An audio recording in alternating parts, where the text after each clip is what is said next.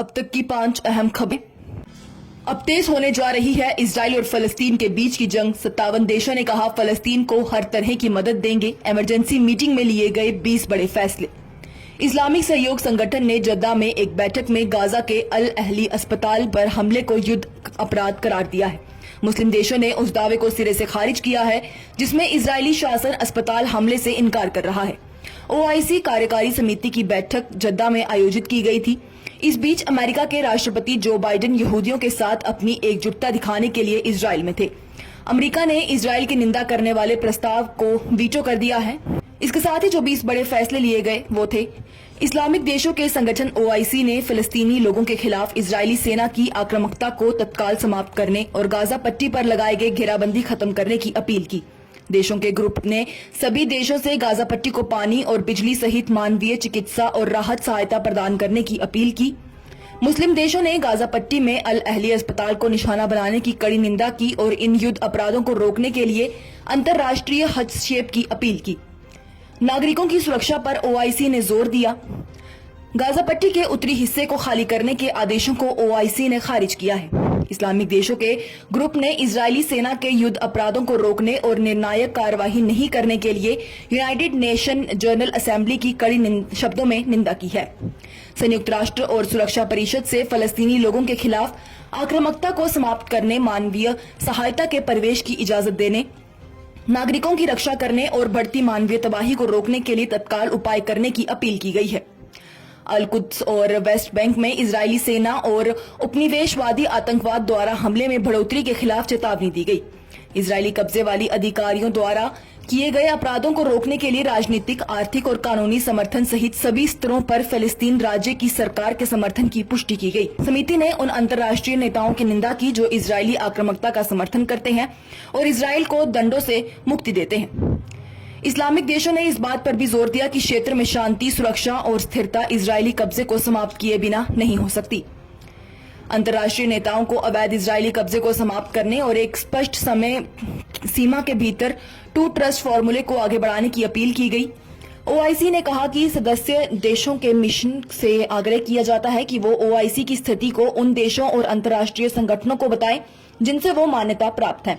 सदस्य देशों से मानवता के खिलाफ इजराइल के अपराधों को रोकने के लिए राजनयिक, कानूनी और निवारक उपायों सहित व्यवहार्य और प्रभावी उपाय लागू करने की अपील की गई। फलस्तीनी लोगों के खिलाफ इजराइल के चल रहे अपराधों पर चर्चा करने के लिए जनरल सचिवालय मुख्यालय में विदेश मंत्रियों की एक असाधारण परिषद की बैठक बुलाई गई। महासचिव को जल्द से जल्द प्रभावी और ठोस उपायों की पहचान करने और उन्हें अगली असाधारण CFM बैठक में प्रस्तुत करने का काम सौंपा गया। अंतर्राष्ट्रीय मानवीय कानून के मुताबिक फलस्तीनी लोगों के लिए अंतर्राष्ट्रीय सुरक्षा की आवश्यकता पर जोर दिया गया। महासचिव को अंतिम विज्ञापित के कार्यान्वयन पर नजर रखने और विदेश मंत्रियों की परिषद की अगली बैठक में इस पर रिपोर्ट दर्ज करने का भी आदेश दिया गया। फलस्तीनियों के घावों पर नमक छिड़कने के लिए बाइडेन ने इजराइल के इस दावे का समर्थन किया कि उनकी सेना ने अस्पताल पर बमबारी नहीं की। सऊदी अरब की अध्यक्षता में ओआईसी की बैठक ने इजराइल और अमेरिका से मिल रहे समर्थन की निंदा की और क्रूर हमले के लिए सीधे तौर पर इजराइल को जिम्मेदार ठहराया। इसके साथ ही ओआईसी की जॉइंट स्टेटमेंट में अस्पताल में बमबारी युद्ध अपराध, विनाश और अंतर्राष्ट्रीय मानवीय कानून नैतिकता का घोर उल्लंघन माना गया है। इंडिया अलायंस में फिर दिखी बड़ी फूट। मध्य प्रदेश में नहीं हुआ गठबंधन तो अखिलेश ने इंडिया अलायंस ही छोड़ने के लिए दे दिए संकेत। इंडिया गठबंधन की 2 पार्टियां समाजवादी पार्टी और कांग्रेस मध्य प्रदेश विधानसभा चुनाव में आमने सामने आ गई है। दोनों पार्टियों ने मध्य प्रदेश विधानसभा चुनाव के लिए अपने अपने प्रत्याशियों को चुनावी मैदान में भी उतार दिया है। कई सीटों पर कांग्रेस और समाजवादी पार्टी के उम्मीदवार आमने सामने आ गए हैं। ऐसे में ये सवाल उठने लगे हैं कि क्या इंडिया अलायंस में सपा और कांग्रेस के बीच सब कुछ ठीक ठाक है या नहीं। यूपी के सीतापुर में सपा चीफ अखिलेश यादव ने एक ऐसा बयान दे दिया जिससे लगता है कि उनकी पार्टी आने वाले समय में इंडिया अलायंस भी छोड़ सकती है। अखिलेश यादव ने कहा कि मध्य प्रदेश के पूर्व मुख्यमंत्री ने एक मीटिंग बुलाई और पूछा समाजवादी पार्टी से, तो हमने उन्हें पूरी अपनी परफॉर्मेंस बता दी और किस जगह पर नंबर 2 पर रहे हैं। रात 1 बजे तक पूरी चर्चा हुई और आश्वासन दिया कि हम 6 सीटों पर विचार करेंगे, लेकिन जब रिजल्ट आया और घोषित की गई सीटें तो सपा 0 रही।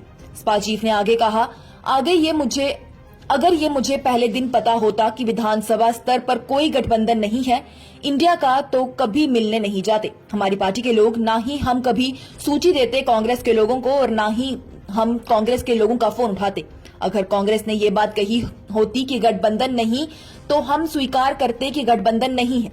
अगर गठबंधन केवल उत्तर प्रदेश में केंद्र के लिए होगा तो उस पर विचार किया जाएगा। जैसा व्यवहार समाजवादी पार्टी के साथ होगा वैसा ही व्यवहार उन्हें यहाँ देखने को मिलेगा। बता दें कि अभी तक कांग्रेस ने कुल 144 सीटों पर अपने उम्मीदवार उतारे हैं, जबकि सपा ने कुल 31 सीटों पर अपने प्रत्याशियों की घोषणा कर दी है। समाज से कम नहीं है बीजेपी, इतिहास पढ़े सीएम हिमांता बिस्वा शर्मा, संजय राउत का बड़ा हमला। इजराइल हमास की जंग में भारतीय नेता भी बड़ी दिलचस्पी ले रहे हैं। नेता भी दो दरों में बढ़ चुके हैं। यहाँ भी पक्ष और विपक्ष है। बीजेपी नेता खुले तौर पर इजराइल को समर्थन दे रहे हैं, तो विपक्षी नेता तर्क के आधार पर फलस्तीन के पक्ष में नजर आते हैं। इसी बीच मुंबई में उद्धव ठाकरे की अगुवाई वाली पार्टी शिवसेना के सांसद संजय राउत ने असम के मुख्यमंत्री हिमांता बिस्वा शर्मा पर कटाक्ष किया है। उन्होंने कहा, शर्मा जिस पार्टी से आते हैं वो हमास से कम नहीं है। संजय राउत ने कहा कि उन्हें पहले इतिहास पढ़ना और समझना चाहिए। वो बीजेपी में है तो उन्हें फलस्तीन इजराइल के बारे में पूर्व पीएम अटल बिहारी वाजपेयी की क्या भूमिका रही है उसे जानना चाहिए। बीते दिनों पूर्व प्रधानमंत्री की एक वीडियो क्लिप खासी चर्चा में रही है, जिसमें वो इजराइल को आक्रमणकारी बता रही हैं। पूर्व पीएम सीधे तौर पर इजराइल को अरबों की जमीन पर कब्जे का आरोप लगाया था और कहा था कि इजरायलियों को अरबों की जमीन, कब्जे वाली जमीन खाली करनी होगी। सोशल मीडिया पर वाजपेयी के वीडियो क्लिप को बड़े स्तर पर शेयर किया गया और ताजा युद्ध पर भारतीय नेताओं के स्टैंड की आलोचना की गई। असम के सीएम हिमांता बिस्वा शर्मा के बयान पर राजद सांसद मनोज झा ने कहा, ये एक मानवीय संकट है और वह इसका घरेलू फायदा उठाना चाहते हैं। आप एक बार रिविजिट करिए कि फलस्तीन को लेकर देश का क्या नजरिया रहा है।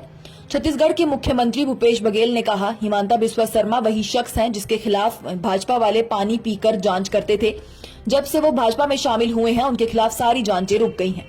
आपको बताएं तो असम के मुख्यमंत्री हिमांता बिस्वा शर्मा इन दिनों इजराइल के विरोधियों को निशाने पर लिए हुए हैं। इंडिया गठबंधन में शामिल एनसीपी चीफ शरद पवार की भी उन्होंने आलोचना की। बुजुर्ग पवार ने प्रधानमंत्री नरेंद्र मोदी के हमास हमले पर बयान की आलोचना की। इस पर सीएम शर्मा ने कहा, बोल तो ऐसे रही हैं जैसे अपनी बेटी सुप्रिया को हमास के साथ गाजा में लड़ने के लिए भेज देंगे।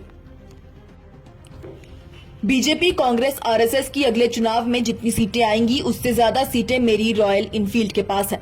एआईएमआईएम चीफ असदुद्दीन ओवैसी का बड़ा बयान। तेलंगाना दौरे पर पहुंचे कांग्रेस नेता राहुल गांधी ने एआईएमआईएम को बीजेपी और बीआरएस का पार्टनर बताया था। राहुल गांधी के इस बयान पर पलटवार करते हुए ऑल इंडिया मजलिस इत्तेहादुल मुस्लिमीन के चीफ और हैदराबाद सांसद असदुद्दीन ओवैसी ने कहा कि तेलंगाना विधानसभा में बीजेपी कांग्रेस गठबंधन की जितनी सीटें आएंगी उससे ज्यादा सीटें उनकी रॉयल इनफील्ड के पास हैं। ओवैसी ने सोशल मीडिया प्लेटफॉर्म एक्स पर लिखा, जैसा कि अनुमान लगाया गया था कि राहुल बाबा का बी टीम रोना शुरू हो गया है। उन्होंने अपनी अमेठी सीट बीजेपी को क्यों गिफ्ट कर दी, और अगर बीजेपी के पास यहाँ बी टीम है तो तेलंगाना में बीजेपी इतनी कमजोर क्यों है। बाबा को एक सेफ सीट खोजने के लिए वायनाड क्यों जाना पड़ा। हैदराबाद सांसद ने कहा, चुनाव में तेलंगाना विधानसभा में जितनी सीटें बीजेपी, कांग्रेस या आरएसएस गठबंधन जीतेगा उससे ज्यादा सीटें मेरी रॉयल इनफील्ड के पास है। ओवैसी की ये टिप्पणी राहुल गांधी के तेलंगाना के मुलुगु में एक रैली के दौरान दिए गए बयान के बाद आई है, जहां उन्होंने दावा किया था कि एआईएमआईएम बीजेपी और केसीआर की पार्टी बीआरएस के साथ मिलकर काम कर रही है। राहुल गांधी ने बुधवार को कहा था, तेलंगाना में कांग्रेस और बीआरएस के बीच चुनावी मुकाबला है। हमने यहां बीजेपी को हरा दिया, लेकिन याद रखें बीजेपी चाहती है कि तेलंगाना में बीआरएस जीते। ये दोनों एक साथ काम कर रहे हैं, यहां तक कि एआईएमआईएम भी उनके साथ ही है। महात्मा गांधी थोड़े जटिल व्यक्ति थे, उन्होंने हमें अंग्रेजों की मदद करने को कहा था। हरदीप सिंह पुरी का बड़ा दावा। केंद्रीय मंत्री हरदीप सिंह पुरी ने कहा कि भारत के स्वतंत्रता संग्राम में महात्मा गांधी के योगदान का लिखित रूप से भली भांति उल्लेख मिलता है और वो थोड़े से जटिल व्यक्तित्व के थे। पुरी यहाँ प्रसार भारती बोर्ड के सदस्य और वरिष्ठ पत्रकार अशोक टंडन की पुस्तक the reverse swing colonialism to cooperation के विमोचन समारोह को संबोधित करने आए थे। पुरी ने कहा, किताब में एक अध्याय महात्मा गांधी पर है। हम सभी राष्ट्रपिता के अनुयायी हैं। भारत निर्माण में अभिजात्य राष्ट्रीय आंदोलन और आम जनता के बीच सेतु बनाने में उनकी भूमिका का दस्तावेज रूप में अच्छी तरह उल्लेख है। उन्होंने कहा, महात्मा गांधी अपने आप में थोड़े जटिल शख्सियत थे। ब्रिटेन में रहते हुए उन्होंने दरअसल प्रथम विश्व युद्ध में जंग के प्रयासों के लिए भारत की मदद भेजने को कहा था। दस्तावेजों में ये भली भांति अंकित है। केंद्रीय मंत्री ने कहा कि ब्रिटेन में गांधी का प्रारंभिक जीवन, उनकी शिक्षा ने उन्हें एक अंग्रेजी शैली के बैरिस्टर के रूप में तैयार किया था। उन्होंने कहा, जब वो दक्षिण अफ्रीका जाते हैं तो ये वो गांधी थे जिन्हें हम जानते हैं, जिन्होंने हमारे राष्ट्रीय आंदोलन के आकार लेने में योगदान दिया। पुस्तक की विषय वस्तु का उल्लेख करते हुए पुरी ने कहा कि इसमें एक अध्याय इस बारे में भी है कि भारत ने किस तरह ब्रिटेन को पीछे छोड़कर विश्व की 5वीं सबसे बड़ी अर्थव्यवस्था का स्थान हासिल किया है। ये थी अब तक की 5 अहम खबरें। लेटेस्ट अपडेट्स के लिए देखते रहिए न्यूज इनसाइडर 24/7।